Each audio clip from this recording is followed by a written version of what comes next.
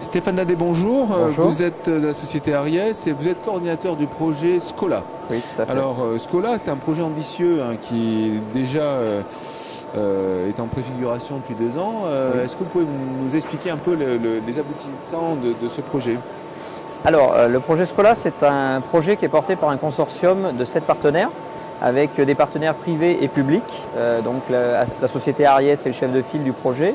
Nous travaillons avec l'éducation nationale, puisque nous travaillons avec le rectorat d'Aix-Marseille, avec des laboratoires de recherche qui nous aident sur ce projet, des partenaires privés pour le jeu sérieux et pour l'hébergement de la plateforme.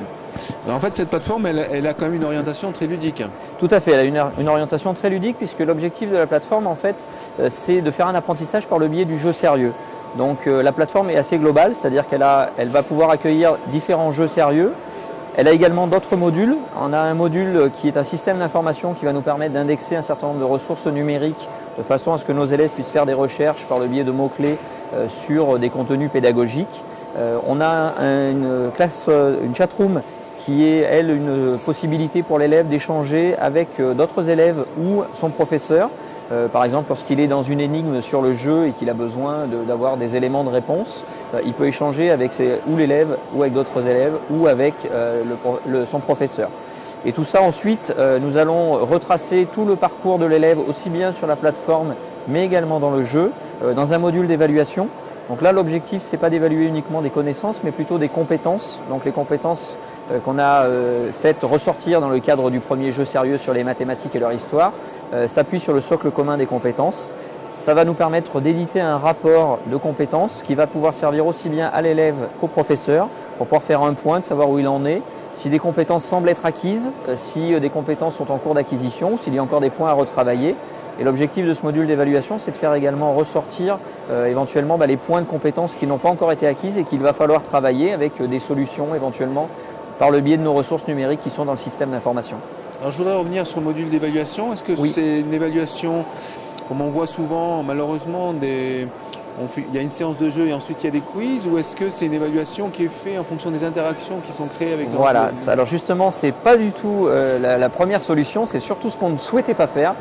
On est vraiment sur toutes les interactions que va avoir le joueur, aussi bien dans le jeu, mais également dans la plateforme. Aujourd'hui, par exemple, quand vous et moi, on a besoin d'avoir une information importante et qu'on ne sait pas répondre à une question, qu'est-ce qu'on fait? Soit on demande à quelqu'un qui sait, soit on va aller chercher par une ressource numérique ou pas cette information. Et ça, c'est une forme d'intelligence, c'est une forme de compétence qui aujourd'hui n'est pas forcément évaluée dans le cadre d'un cours classique. Et là, à travers la plateforme, avec les interactions que va avoir l'élève au sein de la plateforme, on va pouvoir faire remonter tout ça dans le module d'évaluation. On a créé une ontologie qui s'appuie sur le socle commun des compétences et qui va nous permettre de faire ressortir également toutes ces interactions et cette forme de compétences. Alors, Scola est en production expérimentale, on va dire, depuis le début de l'année scolaire. Oui. Est-ce que vous avez des premiers retours par les élèves de l'intérêt de ce type de plateforme? Oui, alors donc Scola est en expérimentation depuis la rentrée scolaire de septembre. Nous avons aujourd'hui environ 800 élèves qui travaillent dessus. Donc évidemment, on a des retours. On a une approche qui est quand même beaucoup plus ludique des mathématiques parce qu'on va pouvoir notamment mettre en pratique finalement des choses qu'on apprend habituellement de manière très classique. Je prends un exemple, le théorème de Thalès. Nous, on en fait une application via le jeu et donc du coup, l'élève va pouvoir s'amuser, va comprendre à quoi sert Thalès et le théorème et du coup va pouvoir l'utiliser réellement et du coup, il peut faire une projection de comment il pourrait l'utiliser dans sa vie au quotidien. Donc ça c'est intéressant. C'est les premiers retours qu'on a des élèves, c'est que c'est une approche vraiment qui est différente. Ils aiment bien le côté jeu, il y a un avatar qu'ils peuvent personnaliser, il y a un système de récompenses, donc à travers les récompenses, ils peuvent un petit peu se mutualiser, se mettre en compétition également les uns les autres. Donc on a les premiers retours qui sont très agréables.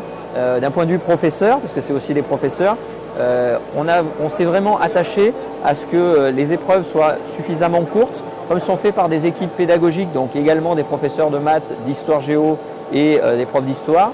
On a la possibilité d'avoir des épreuves qui sont courtes, ludiques, et le professeur peut les utiliser comme il veut. C'est-à-dire qu'il n'a pas obligé de suivre un cheminement très particulier pour jouer, mais il peut très bien aller chercher une épreuve dans une époque. Et là, il a la capacité de pouvoir vraiment adapter son programme pédagogique au parcours de ses élèves. Alors tout ça se passe bien entendu dans l'Académie d'Aix-Marseille, Pour qui est l'instant, un oui, tout à pilote fait. sur les serious games dans l'enseignement. J'imagine qu'on peut avoir un peu plus de visibilité sur Schola, sur scolaelearning.fr. Oui, tout à fait. Donc ça présente le projet dans sa globalité, les différentes étapes et les acteurs du projet. Stéphane, je vous remercie pour cette présentation Merci à vous. très intéressante. Bon courage. Merci.